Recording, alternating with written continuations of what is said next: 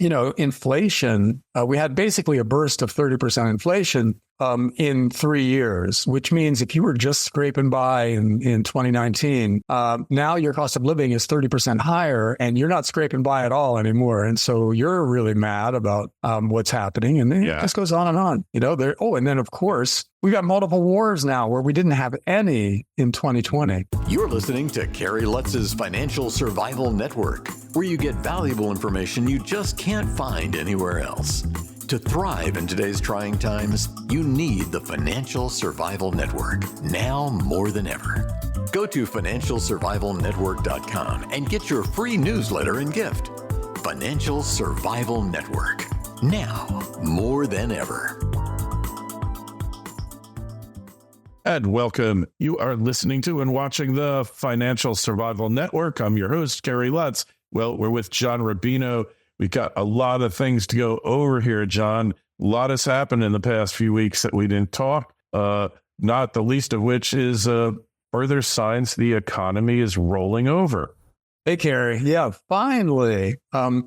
We might be getting the effects of higher interest rates. And there's just so much going on under the surface with the whole fiscal dominance thing where the government is counteracting higher interest rates by doing all kinds of kind of backdoor liquidity injections. So that's what's kept the economy going so far. But lately, it's starting to look like we've got a little bit of a rollover going. Oil is falling as we're speaking today. The core CPI numbers, that used to be the problem with inflation was not the headline number as much as a lot of the core variants where they pull out different things and then see what inflation is doing. And then, some of those variants were rising by like 8% a year. Well, they're coming back down now. So they're getting into the range of where CPI is, which was 2.5%, 3%. Which is a sign of a slowing economy. And then a lot of the jobs numbers that have been coming out lately are not super favorable. We've got a jobs number coming on Friday, and today's Tuesday. So that's another big data point for the thesis that the economy is slowing down. But it does seem to be happening, and stocks are responding to that by falling. See, people aren't necessarily thinking that we're going to have steady growth with massive corporate profits to the horizon now. Maybe it's going to be a little bit less appealing than that. So equity prices are starting to fall. And of course, gold and silver are getting whacked in that kind of a scenario. So we'll have to see whether this is a temporary end of the really nice run that gold and silver had, or if it's just a natural correction in a ongoing bull market. My money is on the ongoing bull market, but it's been on that for quite a while. So we'll have to see if this is the time. Yeah, well, eventually economic fundamentals have to assert themselves. Maybe, I don't know. They're selling this story, and it's silly season. We got an election coming up, and they're trying to make people believe that things are better now than they were 4 years ago. And I don't think that the public is buying it here. Oh, no, nobody's buying it at all. I mean, the list of things that have gotten dramatically worse is so long that there's something for everybody there. Whatever you're into, there's a stat or a narrative or whatever that is horrifying from your point of view. So, Biden has basically put himself in an irredeemable position. That doesn't mean the Democrats can't win. It just means that they've probably got to do some unusual things to win from here, or Trump has to do a horrendous thing. The stuff has to happen beyond just Biden becoming popular all of a sudden, because, the border is a nightmare, and anybody who cares about 10 million military-age men coming across the border, the number of military-age men who are undocumented who have come into the country in the last 3 years is bigger than our standing military in terms of headcount. I believe it. And then, inflation, we had basically a burst of 30% inflation in 3 years, which means if you were just scraping by in 2019, now your cost of living is 30% higher and you're not scraping by at all anymore. And so you're really mad about what's happening. And then it just goes on and on. And then, of course, we got multiple wars now where we didn't have any in 2020. And now we've got two serious ones and potentially a third, since we're picking a fight with China and Iran. So one of those guys could turn into a shooting war too. So we're on the verge of World War III. We've got debilitating levels of cost of living right now, and the border is wide open. So yeah, what's to like now with the guys in charge? Hey, well, the hotel industry is doing well now, John, isn't it?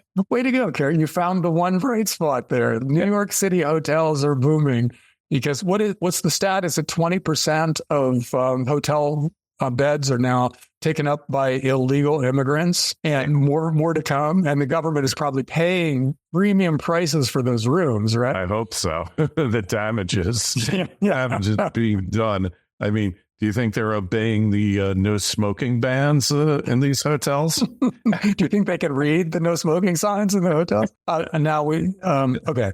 I don't want to seem heartless to the plight of people coming across borders, because the people coming to the U.S., not the sleeper cells for China and Iran, and we don't like them, but the regular people who are coming across are basically they have nothing at home. They're trying to find a better life for themselves, and you got to respect that. We might be doing the same thing, but you can't. A country that doesn't have control of its borders is not really a country. And if we just open our borders, literally 70% of the global population will come here. And that's what we've been doing lately. We basically, the new administration came in and said, okay, come on in and we'll get you expedited. And they didn't even process them. They just opened the gates, let them in, put them on buses and shipped them around the country. So yeah, the only good thing to come from this, other than hotel profits booming, is that it's politically hilarious to watch these sanctuary cities squirm when Southern governors ship buttloads or busloads, of same thing. Of undocumented people with no paperwork, probably English, newcomers, yeah. The uncountryed, yeah. But, and just drop them off at their Greyhound station and watch these guys freak out because they never expected to have consequences applied to them. They just thought they'd be able to virtue signal their way to reelection forever. And now all of a sudden, you've got these big crowds of minorities in Chicago and LA going, close the border. So all of a sudden, this policy that they probably thought was going to just add to the minority population of voters is turning away, it's converting the existing minorities to Republicans. That's like a miracle. You can that's one of the virtually impossible things to do in American politics, and they've managed to do it.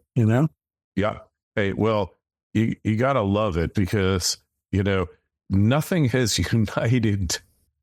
This disparate groups of people, I feel, are like more united than ever. Minorities, they're worried about their jobs. And then you look at, it's just this whole group of people who you never thought would be able to agree on anything, persecuted by the judicial system. We have those people, they agree on it. People losing their jobs to the open border induced labor surplus. That's another thing, accomplishment of the administration, John, is we no longer have a labor shortage, do we? No, I don't think we do now. 10 extra million people will take care of a labor shortage in a heartbeat. But yeah, you got to really feel for African Americans and Hispanics in a lot of these big cities because, they've had it tough, no doubt about it, for a long time. And now they're seeing all these undocumented immigrants come in and get put up in hotels and get debit cards with $10,000 on there. And now they're going to get jobs and et cetera, et cetera. So they're thinking, wow, the government could have done that for us all along. Because look, they're doing it for these other guys and they never bothered. And why? And they're coming to the conclusion that the reason that no one ever paid any attention to them is that their vote was guaranteed Democrat. Yeah. So it's guaranteed. What change for the Black community? Because people have always said that if 30% of African Americans voted Republican, everything would change for them because they would be in play. So the big parties would have to figure out what they want and give it to them. But nobody ever did that. The 30% of Black voters never voted Republican, but now that might happen. And you're going to see all the governments, state, local, and federal, suddenly waking up to the need to take care of African Americans and Hispanics and whoever else is in the category we're talking about. And it's going to be a completely different political landscape where both the Republicans and the Democrats are big time pro-African American and policy, not just rhetorically. They're going to be looking at policies that actually help the inner cities. So I think, to the extent that that's one of the outcomes, this is actually a really good thing for the underclass in the U.S. because now that they're in play, they have to be taken seriously. And in politics, being taken seriously means you get money. The government gives you what it is you say you want. So we'll see. So I think it's an interesting change coming. But they don't seem to really want more public benefits. They really, at least the people I've been watching are looking for, hey, invest in our communities like your predecessor did, setting up enterprise zones and things like that. I think we're seeing a major paradigm shift towards the government. And I think, honestly, people are scared now after they see that number 45 can be prosecuted on multiple fronts and convicted in a very suspect manner, put it that way, that it could happen to anybody. I think that to me is, I always knew it was possible because being a recovering attorney, I have seen many, many miscarriages of justice in my life, often leading to incarceration. Not that I represented people in the criminal sphere, but I knew lots of people who did, and I saw it happen regularly because when the government comes after you, you really can't afford to fight them. So you got a plea bargain. And if you do go to trial, you'll get 3 times the sentence you would have gotten had you pleaded guilty in the first place. And the U.S. government's a little bit behind what China and Russia were in their heydays. We only have like a 98% conviction rate. They had a 99 or 100% conviction rate. I mean, the very definition of show trial, right, John? Oh, yeah. African Americans, especially African American men, really identify with what's happening to Trump because they perceive that that's been their life too. That the criminal justice system would just can come, take them away, make up charges, force them to plead guilty, throw them into prison, and then ever after not let them vote, not let them own a gun. They're second-class citizens after they've been convicted of a felony, and that can happen randomly to them in their environment. So they're looking at what's happening to Trump and they're identifying with it. And they're impressed with his resilience because he's getting hit with, charge after charge after charge. And the numbers are just insane, the amount of money that they want from him. And then he steps right out on the courthouse steps and he's his normal self. He's cracking jokes and insulting everybody who's trying to put him in jail. And so, in that sense, he's kind of a battle rapper. Like he's a rapper who's taking on his enemies full on rhetorically and physically. And, a lot of black guys appreciate that. And that's why in the polling that we're seeing now, the African-American vote is swinging towards Trump. It's not going to be a majority, but, anything above 10% for a Republican is phenomenal. Like if a Republican can get 25% of the black vote, they never lose. They have a lock on reelection forever because the math works that way because they're going to get most of the white vote. And if they get even a decent chunk of the minority vote, then that's 51%. And so Trump is looking at those kinds of numbers now, in part because of the minority vote swinging his way.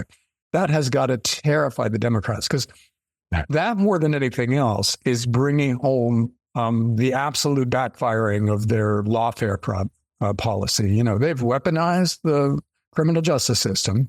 They've turned it on an opposition politician, and they're making stuff up, and they're throwing millions of dollars of resources and basically lying and cheating in order to get this player or get this piece off the chessboard, and it's blowing up in their faces. Trump is a martyr now. His fundraising is through the roof. His approval rating is going up since he got convicted.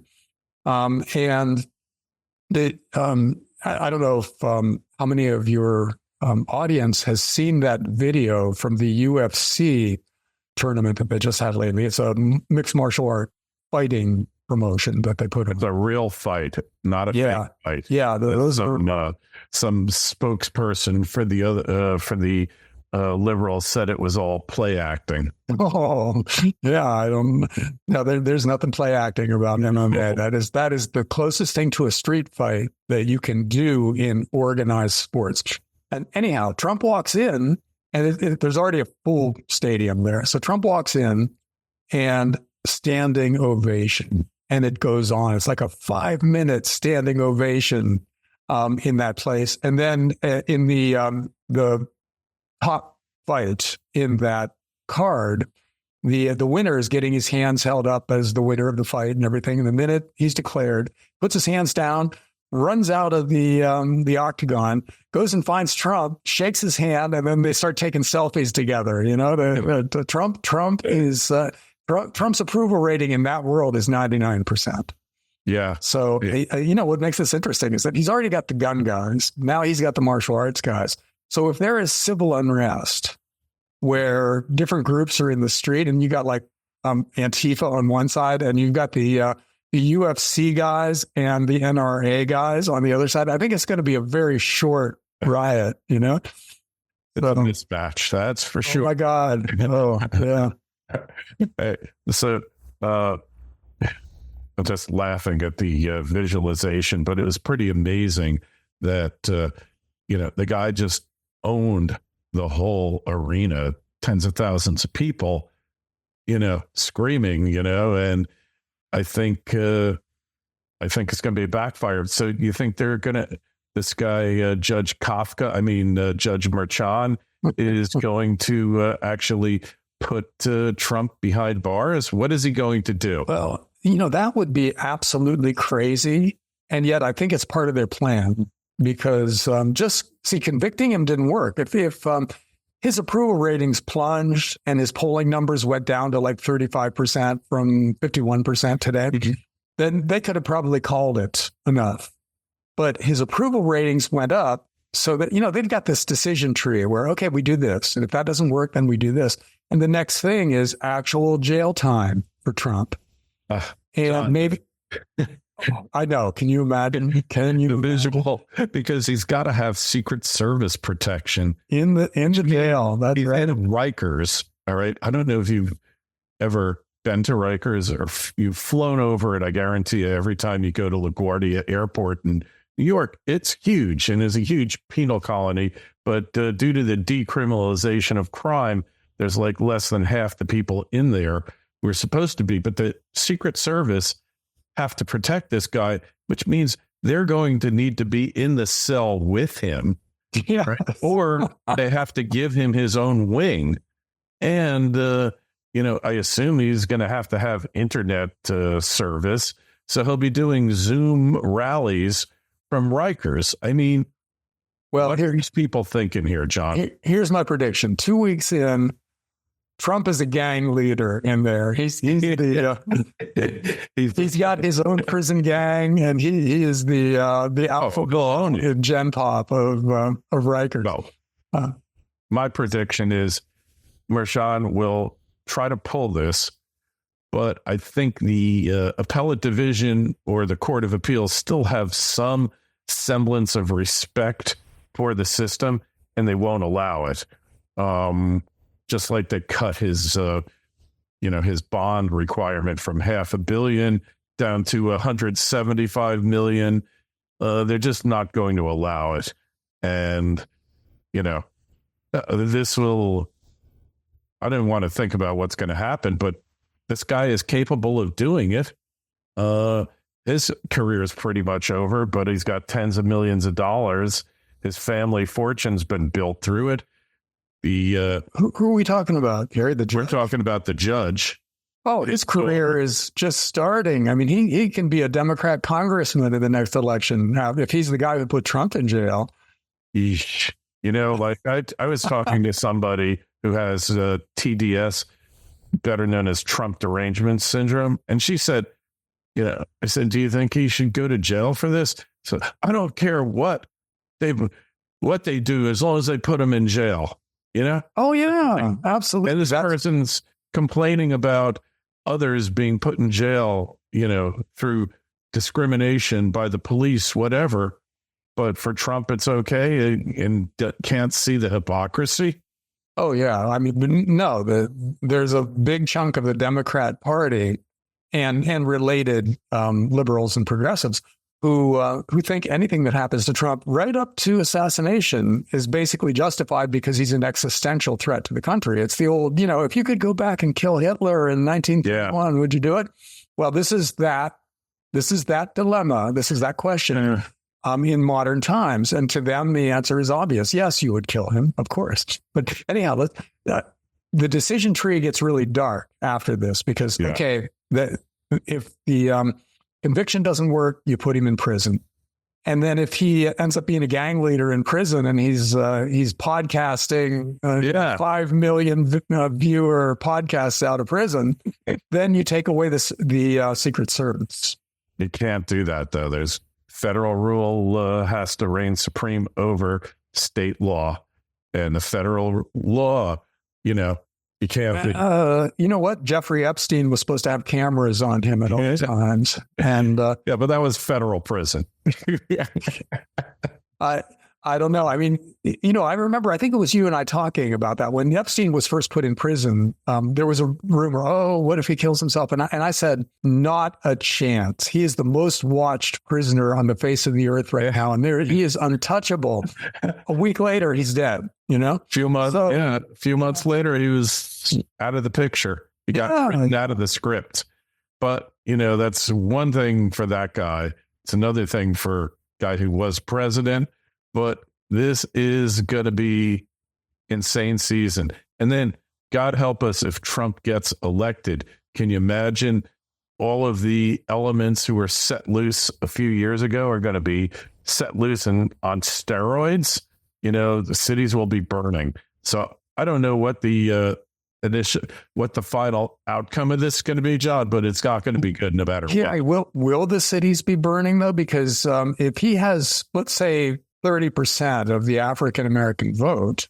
Yeah, but you don't have BLM riots. They were professional agitators, just like the people occupying the campuses. But we can't get too deep into the woods here. Needless to say, wasn't a spontaneous outburst. It was orchestrated and coordinated by whomever you want to think. It's going to be interesting, though. That's for sure. And hey, finally, what about World War III and what's happening there? Ukraine. that might make all the other stuff we just talked about completely irrelevant. Maybe that's the idea. So what we're doing now, there's also a decision tree in Ukraine where they try one thing and it doesn't work. They try the next thing and they keep escalating. And now we're escalating into literal World War III territory where NATO is sending advanced weapons and trainers over to, show the Ukrainians how the jet. Did we do that in Vietnam? Didn't we? Yes, we did that. Advisors. No, they were not trainers, advisors. It's like, shoot that way. Oh, they're shooting at us. We got to shoot too. And that's how Vietnam started. That is. And so what's going to happen? And they're telling the Ukrainians, go ahead and use these weapons to strike into Russia, which Russia obviously has to respond to. So, and Russia is talking about, well, tactical nukes would be the next thing we would use. And, so we're getting to the point where there are going to be coffins coming home to France and Germany from Ukraine. And then we'll just see what happens. Because, it's the U.S. pulling the strings here. And they're basically ordering NATO to send those troops over there. I don't think France or Germany really want to get involved in a war with Russia, but the U.S. is ordering them to.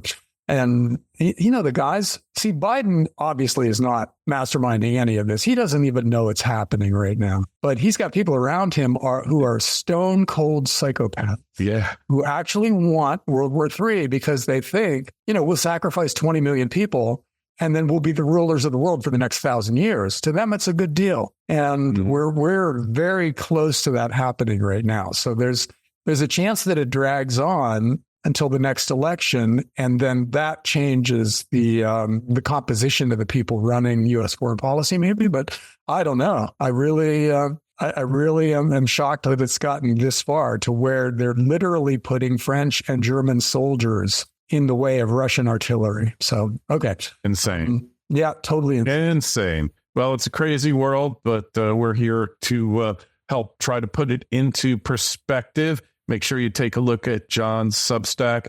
rubino.substack.com, our site, financialsurvivalnetwork.com. The links to John's Substack will be found in the show notes to this interview on our site. And please sign up for your free newsletter. John, we'll talk to you in a couple of weeks. Keep the faith. Good, Kerry. Talk to you soon. Thanks for listening to Kerry Lutz's Financial Survival Network, your solution to today's trying times. For the latest, go to financialsurvivalnetwork.com. Financial Survival Network, now more than ever.